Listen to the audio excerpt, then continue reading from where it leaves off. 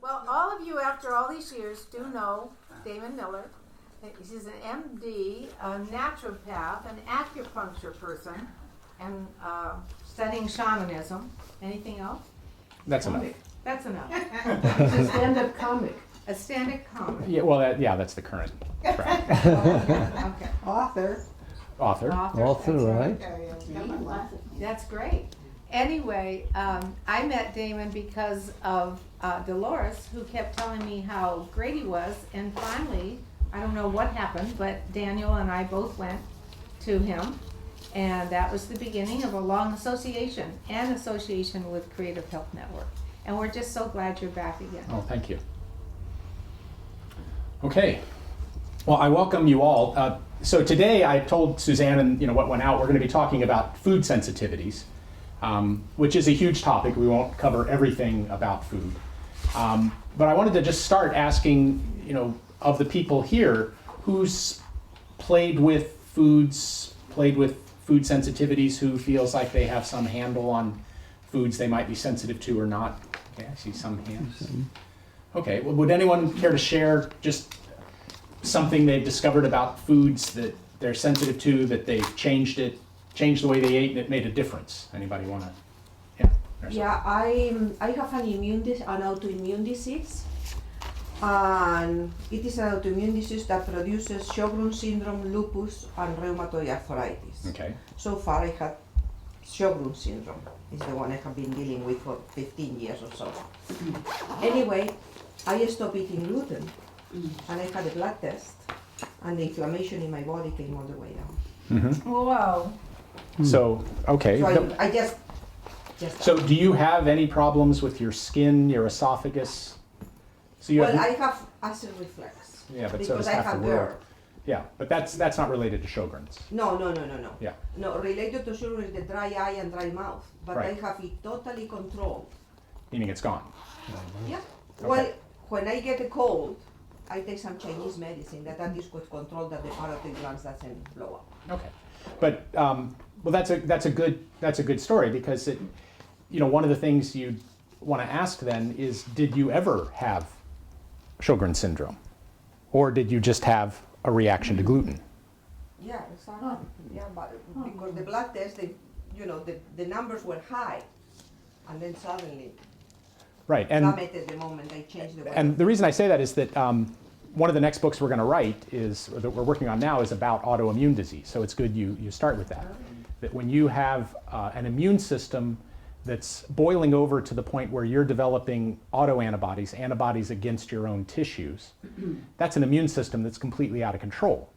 And that's not an alternative notion. That's a very Western notion. If you were to have stuck with allopathic medicine, with those high numbers that showed inflammation and the symptoms you were having, and it fit kind of this pattern of Sjogren's disease, so that was the name that was given to it. They would have proposed very strong drugs to basically kill your immune system. So in Western medicine, they say, here's an immune system out of control, it's causing a lot of problem. Our solution to it is to kill the immune system. And that works. It does tone things down, the symptoms go away, but it's not a very long-term solution. It's that particular one I like to say, it's like having a child in a classroom who's disruptive and out of control. One way to bring them under control is to just hit them on the head enough until they stop moving, and then they're not out of control anymore, but it's not the best solution. And so that's good. So anybody else have just anything? Yeah. Well, I noticed that when I stopped eating the white things. Mm-hmm.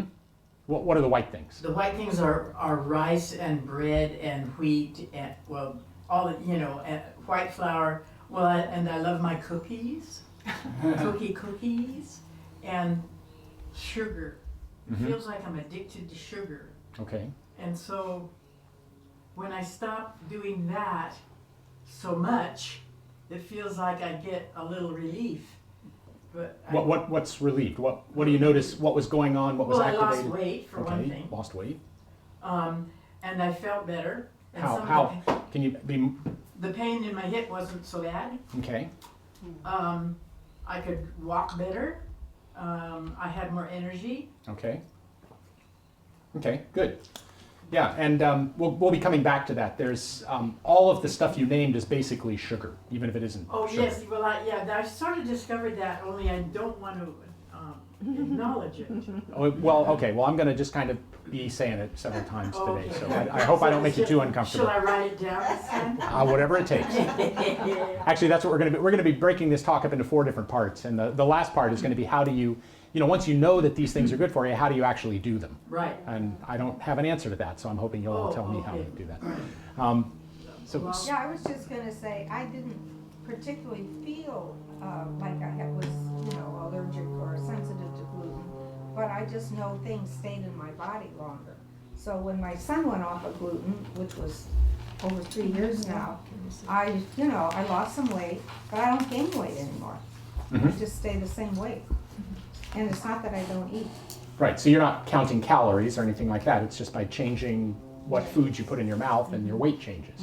Okay, so that's 2 times you've heard that. Any other, yeah, Dairy. I gave up dairy in '81. yeah, and what happened?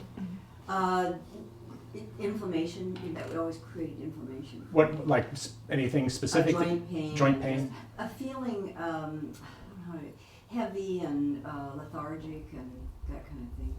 Not having enough energy, feeling, Okay. Hard to, walk up a hill and things like that. Okay, do you ever have any dairy now? The only dairy I have is like goat stuff. I don't drink goat's milk really, but goat cheese. Okay, Or, but I have to be careful with feta because sometimes it is cow Right. stuff. But see, I was raised on unpasteurized milk. And when I was a child, I didn't seem to have any trouble with it, but it was raw milk. So Yeah. I don't know if that made a difference. Yes. But, or maybe it was time or whatever. And then I do eat some regular cheese, but it is like it's better if it's like hard cheese or something. You know what I mean? Rather So than aged. soft cheese. Aged cheese, Yeah, yeah. I guess. okay. And I've tried, somebody told me if the thing I miss the most, of course, ice cream was horrible, but I had to give that up at 81. Ice cream is wonderful. But It is, but not for me. Ice cream and whipped cream and all of that. Because now that I haven't been on it, then I get the pins in the stomach and all this kind of thing. I don't really think I have an allergy to it, but I think once you don't eat it, then you have a greater intolerance of it. That's what I've found over the years. Yeah, and we'll come back to that. But cottage cheese I love, and that's the thing I miss the most. Somebody told me that if you mix it with fresh flaxseed, you can handle it easier. And I've tried that, and I'm not really sure. I'm afraid to push the envelope too much. I don't know what happens with the flaxseed, but so. But then gluten, I don't believe I'm a celiac, but I feel less bloated and everything if I don't have gluten. Okay. And sugar, better not to have sugar. Okay, that's good. Yeah. Well, what about candida? Let's come back to that. Okay, I knew you were going to say that, so I didn't get into it. Well, too much. that's a little different. It's just a different discussion in that if you have a problem with candida, the problem can be fed by the foods you eat if you eat a lot of simple carbs and sugars, but it isn't the cause of it. It's just that those bugs love sugar and simple carbohydrates, and the problem flares. And getting rid of it is very much about changing your diet too. But it's not a food sensitivity. It's just a problem that's compounded by the choices you make about what you eat. So, And how do you know if you really, really, really, really, really have it? have candida. Yeah. There are tests you can do that look for levels of candida, Oh. but realizing that candida, you find candida in just about everybody. Right. But I mean, But it's out of control if you're having. I said we're going to come back to it. Let me just answer that part of the question. If you cut back on sugar and things get better, candida and yeasts and fungus, the reservoir for those is in your gut. yeah. In other words, if you had a bunch of candida floating around in your bloodstream or growing in other parts of your body in any significant amount, you'd be in the intensive care unit. Those are fatal infections. And so the problem with candida is mostly in your gut. Okay. The gut it loses its integrity, and so some of the toxins and some of the candida get into the bloodstream. And if you're having a lot of trouble with rashes, anything from athlete's foot to rashes in your groin, or jock itch if you're a man, or toe fungus, rashes in the folds of under your breasts or in your armpits or things like that, that's almost always a sign that things are boiling over that okay. you know you've got way too much stuff going on, and if those get better, then that tells you you're on the right track. So Yeah. trying to deal with athlete's foot without changing your diet can be, you know, you can go through every cream in the drugstore and you still have athlete's foot, but as soon as you quit eating sugar, it goes away. So And so you're going to tell us how to quit eating sugar and that's at the end. oh, We're gonna say that at the end. thank you. Yeah, go ahead. I was just gonna say, also not eating gluten, there was a major change in me. I grew up with eczema and all that, a lot of skin disorders, Mm-hmm. but just taking the gluten out and also adding a good probiotics Okay. just cleared my skin Good. just completely. Well, thank you. Yeah. 30 years ago, I changed to become raw vegetarian, Mm-hmm. and I ate everything but everything raw. Mm-hmm. A lot of dates and honey and almond. I just was eating like a cow whole day, but still I lost a lot of weight. I become like a really like a photo model, and the skin opened and all the marks disappeared, and I was in a very, very good shape, but it's very difficult to maintain. remember. Yeah. Yeah. Yes. Okay. Well, Yes. good. So thank you all for sharing. And the reason I asked this question is that if you'll notice, of the people who talked about what are they noticing from changing what they eat,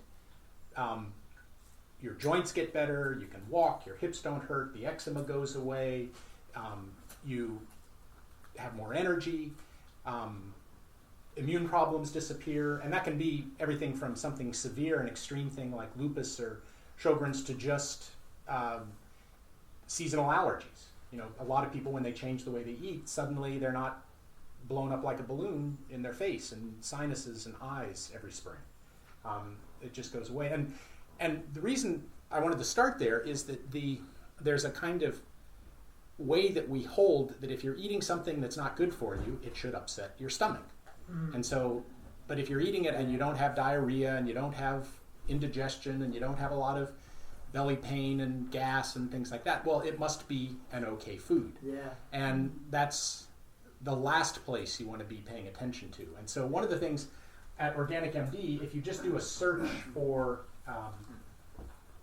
there's a form that's on the site, which is if you just search for questionnaire or health assessment. How does that look on the computer? So if you just search on the site for health assessment questionnaire, there's a questionnaire, a PDF you can download, print out, and it's useful for a couple of ways that it's useful.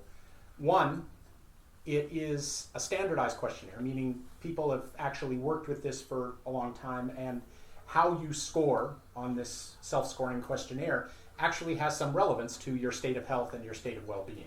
So it's got some relevance, but also this particular questionnaire that's on there, all of the questions relate to things that can go wrong if you're having a reaction to foods. And so it includes joint pain, changes in mood, changes in sleep, changes in your skin, changes in, you know, just about every part of your functioning. And so when you are trying to decide if I eat this food or I don't eat this food, is it having any effect on me? This is a list you can go through. Have I paid attention to all of these things? Because you can't just pay attention to, does it upset my stomach? Because you'll miss it. But also, if you say that you've decided, okay, I've been playing around with no wheat or no gluten, but I'm going to do it.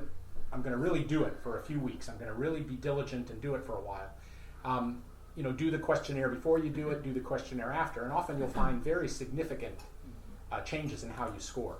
I mean, when I say that, I do a healthy eating workshop, and we're going to be doing another one of those. I'll have Suzanne send out a notice of it, but starting April 22nd.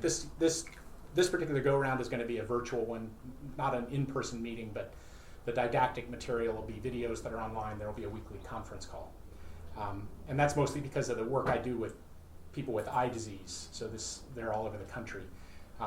So this is going to be that. But because it's virtual, it's also a lot less expensive. But we do this questionnaire at the beginning of the class. And